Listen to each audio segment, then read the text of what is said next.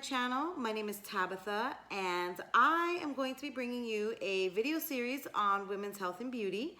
But before we begin, make sure you like, subscribe, and hit the notification bell. That way you will always know when there's new content. And by all means, leave a comment down below on the kind of topics you would like to discuss in this women's health and beauty series. Also, I want to thank you for joining me for my very first video. And when I was trying to figure out what I wanted to do for my first video, I racked my brain for topics to discuss, and then it hit me. I have a ton of this. So I decided that my very first video is going to be on proper hair care. So right now I'm going to go wash, blow dry, and straighten this mass of hair out. But while I do that, why don't you check out this interview that I did with one of our local professionals, and I will hit you guys up in just a little bit. Hello, lovelies. Okay, so while the other version of me is washing her hair and blow drying it out, we are going to talk about how to take care of our hair. I don't know anything about that, but lucky for me, I know some things. You have hair. I'm sure you figured it out. Yeah, well, I know how to run a brush through my hair. Okay. There you go. Yeah, you do reach out a lot with questions. So you're right. So that brings me to my next point. I've enlisted the help of a local professional. So go ahead and introduce yourself. Hi, I'm Tiffany Rufino. I am a licensed professional. And I do hair, but I also have been a business development trainer for salons, and I currently am district leader for a whole bunch of salons. So I got a whole bunch of knowledge that's great, and a whole bunch of knowledge I don't need. So there you go. So she knows what she's talking about, right? Well, it depends on the topic. Yeah. All right. So let's get into it. Okay. So we've all seen the videos and read the articles about how great coconut oil is. Mm-hmm. So then my first question is coconut oil actually beneficial for hair? So it depends on the type of hair, and it's all different kinds of oil that can be beneficial for hair, but it's what you do prior to the oil. So my friend Luna, who is also a hairstylist, posted this really great explanation on Facebook. One of the things she said is that coconut oil doesn't really go into the whole hair follicle, right? So you have to put moisture in the hair first, okay, which is usually like a conditioner or a leave-in moisturizer or something like that. And then any oil that you put on afterwards is going to seal that moisture in. So if you put oil on top of your hair, but you haven't put moisture inside your hair, all it is just topical, and it's there for that moment. So is it basically like keeping your hair dry underneath? On the inside, yes. Okay. Yep. So it's not really working from the inside out with your hair. You got it. So your hair absorbs what you put in it if the molecules are small enough to get inside the cuticle of the hair, which is the outside of the hair. Okay. So if you picture like a long piece of hair and you picture like shingles, yep, you got beautiful hair. So you take one strand, right? And they have shingles, which is the cuticle. And the healthier the hair is, the less shingles you'll see. Okay, so if the shingles are opened up because you have breakage or split ends, or you've been doing a lot of heat processing on your hair, then what you need is moisture to put in there, but then something to seal the cuticle back down. And it'll help, so sealing it in basically helps get it back to a healthy state. Depending on what you're sealing in. Okay. Because the molecules of whatever you seal in have to be small enough to get into the shingles. Okay. All right. Well, does that help? There you go. There you have it. Coconut oil. So just depending on what you're putting in your hair, make sure you put something underneath first, right? Mm-hmm. And then if you're gonna put coconut oil on top, just make sure you have something underneath first. Yeah. So it's usually like a quick fix for that day. Oh, okay. So okay. Yeah. Okay. So there you have it. We're just gonna pretend I said something really funny and clever to get into our next question. Yeah. So now there are people who like to maybe change their hair color every once in a while, and they may not always be able to get to a hair salon. Okay. So then the next question that I have for you is, what can you recommend to someone who maybe wants to change their hair color but can't get to the hair salon maybe right away? Okay, so there's a couple of things. One of the questions that I would ask you is, what's the reason behind not getting to the salon? Is it a lack of time or lack of finances? Like me personally, it is a lack of finances. Okay. But I mean, for somebody just who maybe just doesn't have time right now, or doesn't have the money to go to the salon right away. Yeah. You know, maybe they have to save up or whatever. Yeah, for sure. Because I think there's a couple of different options that a lot of guests don't understand. They think it's like it's all or nothing, and that's not really the case, right? So in particular in our salons, we have a lot of people that part their hair the same way all the time. Yeah. They don't change it, like this is what it's going to be for the rest of my life, right? So when they have regrowth or when their hair is growing out, not that the color is falling out, their hair is growing, and they have all these grays or Right. we call it glitter coming in, what we can do is we could do like a T-part coloring where we go ahead and we just do the edges and we do that line Okay. for a lot friendlier cost, Right. so that they can go about their day and still have it covered Okay. up. And this way we're still keeping the integrity of I the didn't even hair. know that. Yeah, this way you keep the integrity of the hair and you keep the hair healthy. Maybe it's full highlights that somebody wants, right? And that can get costly depending on how well they've been taking care of their hair. So what we could do is partials, and there's different ways that we could place those highlights so it's half the cost or a quarter of the Okay. cost to at least maintain it until we get there. Or even balayage is like a huge thing right now where it gives you that forgiveness of growing out, and so that this way you still have the lightened up look. So the hair painting is like a really friendly Oh, way. okay. Is that what the balayage? The balayage Okay. is, yeah. So Okay. it's basically just hair painting instead of sitting there with foil after foil after foil Oh, after okay. foil. Yeah, yeah. All right. Well, that's. I didn't even know about the like being able to go in and I guess get a touch up until you actually have the time, or you know, Yeah. where you can go in. Which is and a get lot quicker everything done. anyway, Yeah. right? You know, Yeah. and then here's a hot tip: if you're somebody like me who goes like super blonde, the longer you let your hair grow out, the more it's gonna cost you when you come back in to get it fixed. Okay. Because then it becomes not a touch up but a color correction, because your Oh, hair is okay. in different phases, so you have to Right. do different processes. So like your roots might be dark, but in the middle it might be lighter, and then on top it's Yeah. completely blonde. You got it. All right. Well, there you go. See, she knows what she's talking about. I told you she knew what she was talking about. Okay. So we get our hair done and we look beautiful. Of course. And it's time to wash it.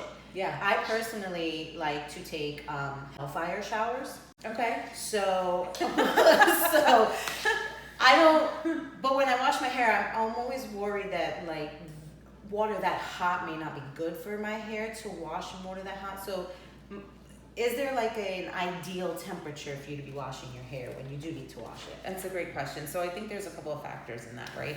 It depends on the condition of your scalp, not Okay. so much your hair at that point. Okay. So if you find yourself having a dry, itchy scalp, chances are it's because of the shower. And sometimes what happens is that your body can overcompensate when they're in extreme situations like that. So if you're using a lot of heat in your shower, all of a sudden you might feel really dry and itchy, and then maybe later in the week all of a sudden you're really oily and you Right. don't know why. It's Yeah. because your body is thinking, I'm drying out, let me produce, let me produce, let me Ah, produce. okay. And then you take another hot shower and your body's like, I'm drying out, let me overproduce. Gotcha. So it's a cycle that you put yourself in. Now, if you're getting your hair colored with maybe a fashion color, like something like a hot pink or purple okay. or things like that, you want to rinse with cold water, Okay. because cold water is going to seal the cuticle. So when you think about changing your hair, you know, maybe I went ahead, my hair is like this length, let's pretend, and I want to change the texture of it. Mine's very fine and straight. If I use a blow dryer, I'm using heat. If I use a curling iron, I'm using heat. If I'm using a flat iron, I'm using heat, right? So I'm opening up the cuticle and I'm changing what my hair is. Okay. So if I want to keep my hair healthy with what I have in it, cold is going to seal that closed. Okay. Which is why usually if you're setting rollers, they let you sit for a little bit till it cools off, because then it's going to hold the curl. Ah, okay. Ding. Good morning. Yeah, right? That's There you your go. after school special. Okay, so all right. So we've dyed our hair. We've washed colored our hair. Yeah, We washed- dye we Easter haven't eggs, dyed we it color yet. our hair. Oh, you're okay. Sorry, that's No, the no, salon. that's okay. That's okay though. Mhm. We color our hair. We Mhm. don't dye our hair. Okay, so we've got it looking where we want it right now. But you're like, okay, maybe it's too long and it's time to go get a trim. So I would like to, and even maybe some people watching would like, maybe you can help them understand why it is that trimming your ends helps to actually stimulate your roots so your hair grows out, or is that what happens? Where did you hear that? Cutting your ends stimulates your Yeah. roots to grow. We're changing the interview now. I'm a little curious on this information. I never really heard it from one person. It's just kind of something that they've always said. You know what I'm saying? It's just something that's always been Like out you cut there. your hair grows longer. That's kind of the theme, right? Or your hair grows quicker because you trimmed your hair. Right, like when you get a trim, it stimulates your roots to help your hair grow quicker. Got it. Yeah. Nope. Nope. So there's half of that is right. Okay. Okay. So picture you have here. Let's show everybody your beautiful hair. Okay. So you have this gorgeous hair that she has, and she's gonna fall asleep as I play with her hair, right? So we go ahead and we trim, right? But we trim. If she tells me she wants to trim, she's not getting a haircut. What we're gonna do is we're gonna trim anything towards the ends that's not in a healthy state, right? Because the hairs that are down here are splitting up, Right. like the shingles. The shingles are coming off the roof at this point. So if I go ahead and I stop those shingles from ripping off the roof, they're not gonna go all the way up, which means the next time she comes in, I'm not gonna have to cut more off, Oh, okay. right? So it prevents the hair from breaking off because now we're healthy down at the bottom.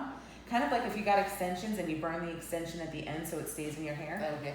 Have you I've ever- never had extensions. It depends on the hair. Oh, my. Yeah, you don't need any, right? But it's the thought that if I cut it, I'm stopping it from going ahead and splitting up and up and up, and I'm stopping the breakage so that this way my hair is still healthy and it's still going. Okay. So it doesn't stimulate anything up here, but it helps everything that's down below. Everything that's coming to stay healthy. You got it. See, guys, Don't don't believe. You shouldn't believe everything you Yeah. read, okay? Just But I love say- that you ask, what the rumors are, Yeah, well, I mean, I think it's important because I think that's such a like I said, that's just one that's been out there forever. Yeah. So it's important to know that it's not really that trimming your ends stimulates your roots. It just helps keep your hair healthy for the next time you go to the got salon. it. So, let's see. Hold on, my questions. I love it. I love it. Okay, so I know for me, I can wash my hair on a regular basis or wash it, every 2 or 3 days or whatever the case is. Uh-huh. So at one point in my life, I thought it would be okay to do the whole no shampoo thing. So I was washing with like baking soda and apple cider vinegar. Okay. And I decided to stop that. But when I went back to regular shampoo and conditioner, I noticed that my hair was a lot more oily than it used to be. Mm-hmm. So I know that sometimes like the pH in your hair can like go nuts. Yeah. So what can somebody do if their hair is suddenly out of balance to kind of get it back to, I guess, a healthy state or just back in balance, the pH balance of their hair? Okay. So I think there's a couple of factors that go into that. One, you take those hellfire showers. So that could be an issue with the oil, right? Okay. And it also depends on the product that you're using. So I can't speak to a lot of the products that are in the stores. Right. I know that the challenge with that is, now with this whole licking ice cream thing, people are starting to put Nair in the shampoo No. bottles. Yeah. Oh my I gosh. just saw a whole thing on Facebook about it. So that's a fear too. Oh, great. Right. But a lot of the products have things that give you instant gratification, Okay. right? So I'm not going to name any brand names because I have favorites too, and I love the way some of them smell, Right. But what happens is a lot of them have wax in them Okay. because when you think about wax, it gives you a nice shine, it gives you Yeah, that yeah, silky yeah. feel, and everything's Right. great. But then you go ahead and you keep using these products, and your body is trying to break through the products because it's creating a buildup on your scalp. Okay. So it's trying to kind of break it up and get it off. But then on top of that, you blow drying your hair. Mm-hmm. And when you put heat to wax, what happens? It melts. Yeah. So if you're using all these store-bought products and nobody's teaching you what it has in it and why it's not good for you, Right. you're buying it because of the cost, not realizing that it's costing you in the long run when it comes to your hair. Yeah, and I mean, I don't. It's just a matter of what it is I'm using in the shower that my hair is like. Because you're right. I mean, like I get out of the shower, I'm like, it's clean, it's beautiful, and like 3 days later, I'm like, I just washed Right. my hair. Right. So. And it could lead to breakouts because I'm very oily as it is, on my skin. So if my hair gets oily, I get breakouts like all around here. Okay. I'm learning so Good. much. I'm glad that you had me over. Oh, this. See what So happened? my cousin of mine. Hey, cuz. Hey. You know who you are once you hear the story. So she bought some. She got. I'm gonna need to box sip some dye. tea for this one. Hold on. She got store bought hair dye, and she put it in her hair. And then very soon after that, she put store bought highlighter in her hair. Okay. She's just wondering, what she can do to kind of get her hair. She says she wants her hair back to its silky smooth self. Yeah, I'm sure you do, girlfriend. So what was the first color that she put on before she did the highlights? It's kind of like a light brown hair, and then the highlights are lighter than that. Okay. So Without seeing her, it's a little hard to tell. When I can see somebody, then I can have an idea of what's going on, right? But what happens is that the store-bought, when you think about the boxes, they're not formulated for anybody. Yeah. They don't know that you're starting out with your color hair or my color hair. Right. So they make it one size fits all, but that's not the case. So the actual color bottle that you pour in that has like the tint to it that has color, that is what it is. It's the developer that makes the difference. Oh, okay. And that's the white color that like smells really intense and strong when you use it. And they usually put the most extreme one in there just to cover their bases with everybody. To make it a one size fits all type of thing. Yeah, because if I only put like the lowest strength, it's not going to do anything for anybody, right? Okay. So that's why it's important to have a stylist who can sit there and say, okay, you're at this tone, I know what to use that's going to keep the integrity of your hair and give you the color that you want. Right. So for her, I needed you to understand why it didn't work out that way for me to help you understand what you need to do going forward. Only licensed professionals can provide a service where the molecules are small enough to fit inside the hair follicle. So when you think about like facials, only, licensed professionals can buy something where it's like an acid that can take off your skin and give you brand new skin, right? So it's the same sort of thing with a stylist where we can do it in a safe place and we can use the right things that are guaranteed to be right for you. Right. So what we have is different options where we could add protein to your hair, moisture to your hair, color extender to your hair, like all these different options where it'll last for like 30 days or more. Right. And then we could talk to you about the different products where, it might be a little costly on the front end, but you're only using like a nickel size of it because it's so concentrated and it doesn't have all the other filler stuff. And then in the end, you're saving your hair. Yeah, because we're teaching you, don't put all this in there right away, but it's not that the whole set you have to get, but let's give you a little bit of this that puts protein in, let's give you a little bit of this like it puts moisture, and then it's like a prescription. You go to a doctor, you expect to feel good. Right. The doctor gives you a prescription, you're not gonna be like, screw that, I can't do this, give me something else. I mean, it's a matter of you came in and you need a service, so let us take care of you. Yeah. See, girl, take an appointment at the hair stylist. There you go. That's what you gotta do. Yeah. I mean, lightening your hair is hard. It is. It absolutely is. Like her hair is already kind of light, but even still, she was just saying, girl. I'm familiar with some of the questions that you're gonna ask, but like since we're on the topic, if you don't mind, like I have really blonde up here, right? Yeah. And so this dark piece right here is my natural hair. I had to do this like 3 times to get this light, and I couldn't do it even though my hair is short in the same day. Right. A, because I liked my scalp. What? B, I didn't want to go bald. But I mean, even as a stylist who's familiar with the process, it takes time. It takes time. Well, let's just get into the next question. Yes. With that one then. Nice so you segue there. said, so it takes time.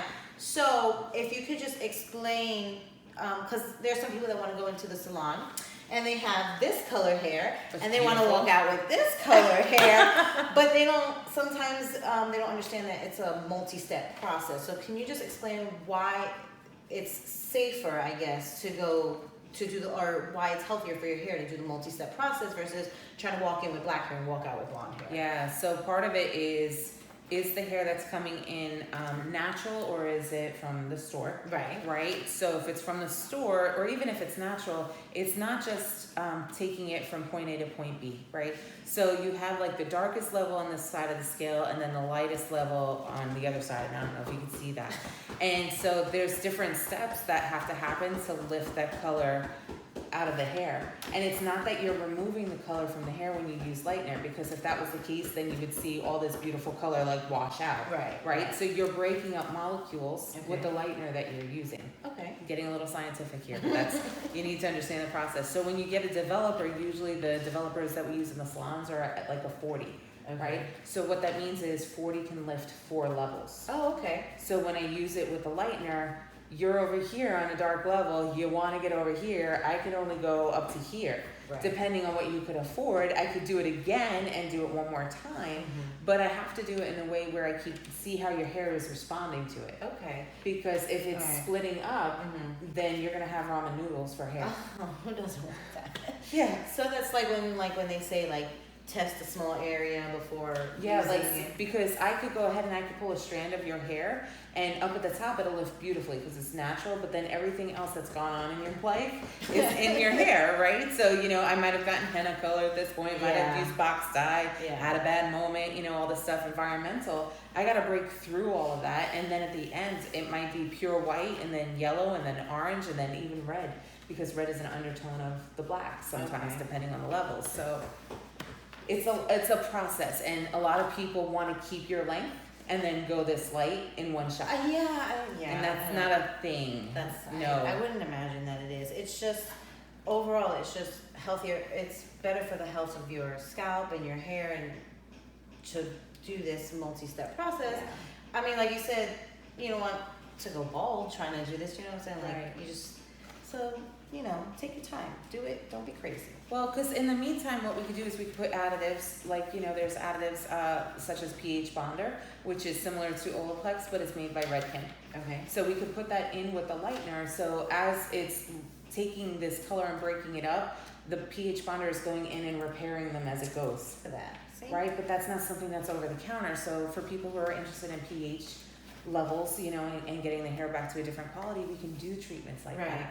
We could do even like a shine balm where we put some, beautiful shine back in your hair, and it's a semi color instead of a permanent color, so it's not changing, your structure at all. I hope that I hope. I get it. The only other thing I could think of that might help, like for artists out there, or people that like to play with makeup, if you have, let's say you have a white primer, like a paint pot, right, and it's white and it's a cream, and I put it on, and then actually let's go backwards. Let's go with black.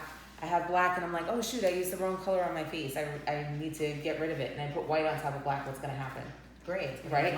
I add more white. What's gonna happen? It's still gonna get gray. worse, yeah. So it's the same thing. You gotta still break through all of that before you can get back to what you want to. Yeah. And like we said, in the end, it's always gonna be better for your hair. So. Same thing with going in reverse. So I'm platinum, right? And let's say I want to go to your color. It's not a one-step process. See, I just learned something. Yeah. I don't think a lot of people realize that. They think, oh, I could just throw a color on and it'll be fine. Yeah. But when they do that, it gets all muddy and it gets gross and it gets like tinges of green or tinges of like weird colors that you don't realize. You have to put something in between before you get to that level. So remember that scale, right? I have to do a filler before I get to the color I want. See, and I didn't know that. My thought was always, well, people with light hair are so lucky, they can go as dark or as light as they want. Yeah, they can. No. They gotta do that, They gotta do it one step at a time too. Yeah, and once I do that, it's even harder to get back to this color. So I've learned my lesson, yeah. There you go. See? I'm so glad I called you. Some people dye their hair all the time, some people dye it every once in a while. Is it hard on your health to have your hair colored once a month? Okay, so there's a couple of things to that. I think one, always get the recommendation from your physician, right? Because your physician's gonna know what medications you're on and what you should be wary of, especially if you're pregnant, and depending on what stages you are in the pregnancy and that sort of thing, the physician can tell you if it's harmful for the baby. A lot of the concern is how much peroxide is in the color, and that's part of the concern because that's the thing that you smell in like the box color that burns your nostrils. So the stronger that is, the more intense it is for your body to take that, whether you're inhaling it, which can be harmful, or if you're letting it sit on your scalp and burn your scalp. Right. So I think it's a matter of doing strand tests, and depending on the color that your salon professional uses. So there's really strong colors they can use, but then there's colors that aren't strong at all and not permanent. So you could use a semi-permanent, like we use Redken Shades, which I absolutely love, and it doesn't have any peroxide at all. And so this way it gives you the color, but it's not a permanent color. It's just kind of like a coating, but it's... And it's not as harsh as... Yeah. So always check with your doctor, especially if you're pregnant, might become pregnant, what they always say in those medical commercials. Yeah. And just do your research, basically, is what, and always talk to your salon professional because they know what they're talking about. Yeah, so when Clearly. well, a lot of people, they get a little frustrated when the salon professional asks a lot of questions, right? And it boggles my mind because really we're there to help you. Right. And a lot of people don't realize why we need to know about medications or health issues. They're just like, can't you just cut my hair, color my hair? But we know what's going to happen afterwards. Right. Right. And we learn a lot in school to get our license, I promise. A lot about health, muscles, blood, medicines, like all this stuff. So we're doing it for a reason, not to be nosy, I promise. Yeah. See, so they know. So just take what they're telling you and just listen, because they've gone to school, they've been there, they went there. It wasn't like it was a 1 or 2 day thing. I mean, you went to school for a while to do this. So Yeah, just, your salon professional knows what they're talking about. Just listen to what they're telling you. We're It's PhDs. important. We're professional hairdressers. There you go. Okay, so sometimes I take a shower right before I go to bed. Okay. And sometimes I wash my hair before I go to bed. And I don't always blow dry it, straighten it, whatever. So my question is it harmful or does it do damage to your hair to go to bed with wet hair? Depending on how you're leaving your hair. So are you tying your hair up? What kind of pillowcases are you using? Okay. Like all those different things.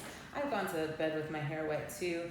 It also depends on, are you like a kung fu fighter in your sleep, and you're like whipping your hair back and forth? I mean, that can cause issues.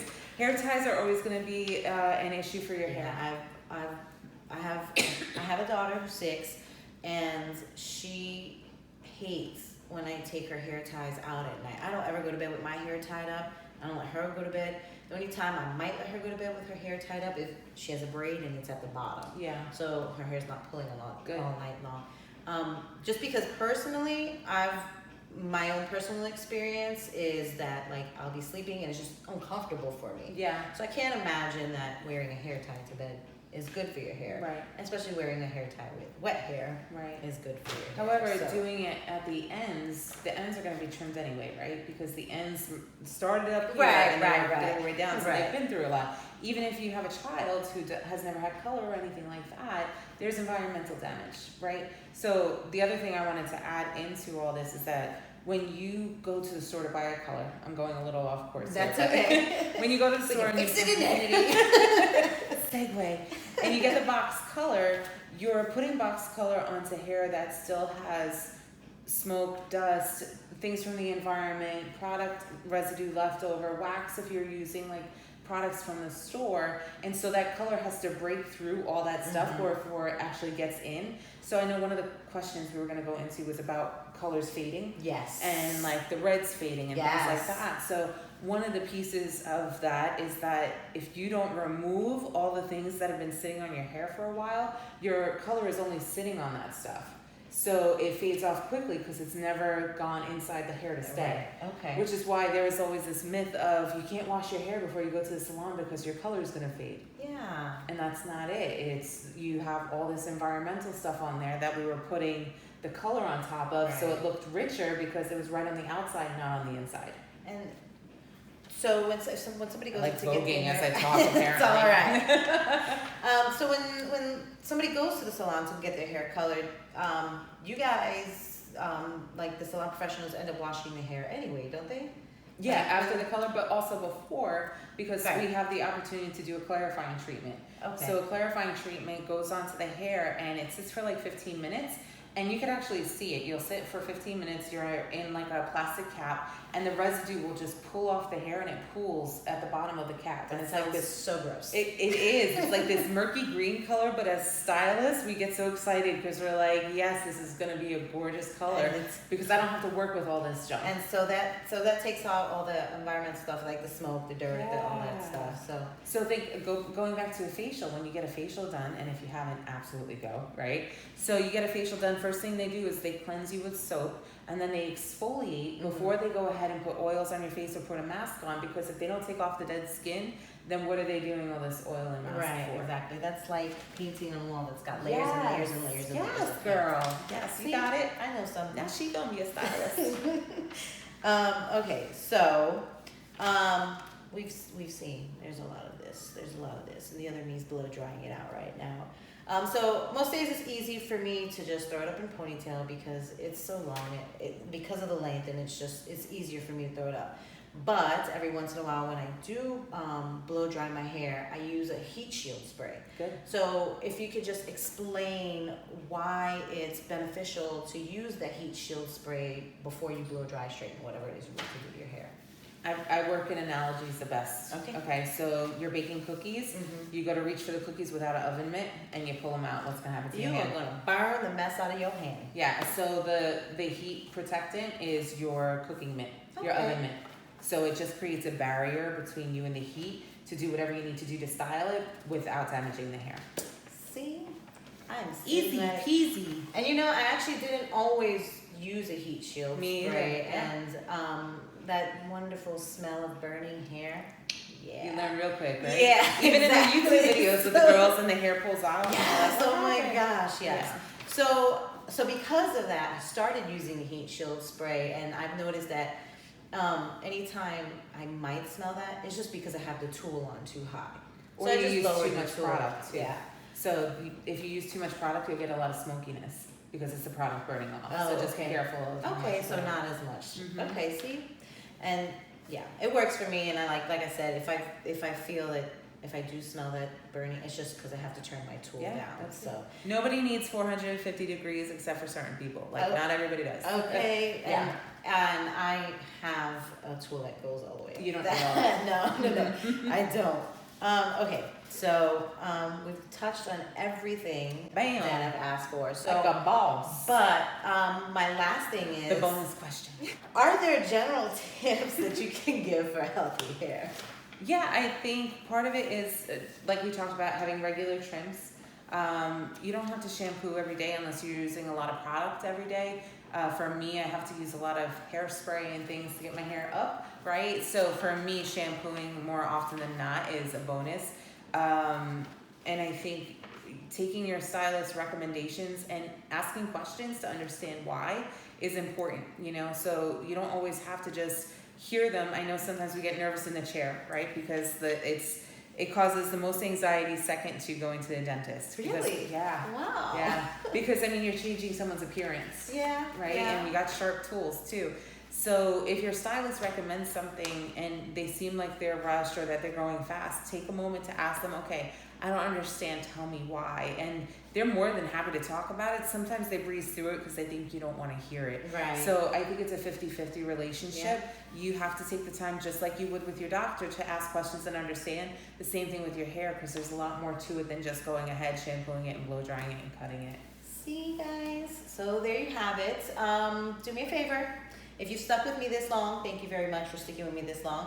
I'm sure these questions have brought up a bunch of other questions that you might have. So do me a favor, leave those questions in the comment section below. I will do my best to get those answers for those Or questions. we'll do a part 2. Or we'll do a part 2. And when you go to the hair salon, talk to your hairstylist, talk to your professional. Trust me, if you didn't know before they know what they're talking about, they know what they're talking about. I mean, really, just talk to your professional. Seriously, go to your local hairstylist, whether it's a big store, whether it's a mom and pop shop. Any questions you have, ask them. I guarantee they're gonna answer them for you. They would rather you walk out with the hairstyle, the blowout, the haircut. They would rather you walk out with exactly what you want than to sit there in that chair quiet, Yeah. say you like it, and then you go home and complain to everybody It's that the you worst. don't, right? Breaks So- the heart. I'd rather just fix it for you right then and there and tell me what you don't like. Exactly. So talk to them. They Yeah, know what we're they're not talking scary, about. I promise. Yeah, no. I mean, it's been a while, but like I've gone and gotten my hair cut and straightened and colored, and they know what they're talking about. Just talk to them. Thank you, Tiffany, Thank for you. joining me. I appreciate I'm you. so glad you came by. I'm very, very, very I learned a lot too today. Good, okay. Hello, lovelies, and welcome back. I hope that interview was informative for you. I know I learned a lot giving that interview. So as you can see, I'm all washed and ready to blow dry and straighten. But before I start, I just want to show you what I like to use. In the interview, I asked about the importance of a heat shield spray, and You learn that it helps prevent damage and stuff. So the one I like to use is this Tresemme Heat Shield Spray with a keratin smoothing solution. It says it is an anti-frizz, it perfectly detangles, gives you a silky shine, soft feel, tames flyaways, and heat protection up to 450 degrees. But let me just tell you right now, you should never ever, I don't know if you can see that, you should never ever, ever, ever heat your tool up to 450 degrees. It's unnecessary. You don't need it. It does more damage to your hair than good, even with a heat shield spray. Don't believe me? Ask your professional hairstylist. They will tell you the same. So this is my blow dryer that I use. I've had this forever. And normally for me, because my hair is so long, I have to use a straightening tool behind the hair dryer. So my favorite tool that I ever got as a gift was the InStyler, not sponsored. None of this video is sponsored.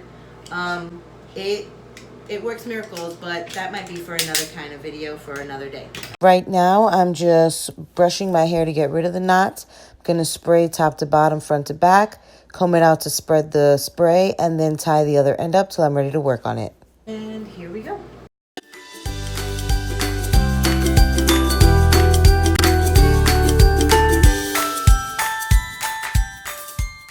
Okay, now that both sides are dry, I separate them into 2 ponytails and work one section at a time on each ponytail. Remember, you don't need your tool to be super hot, and I always keep the brush on the top part of my hair when I'm straightening it.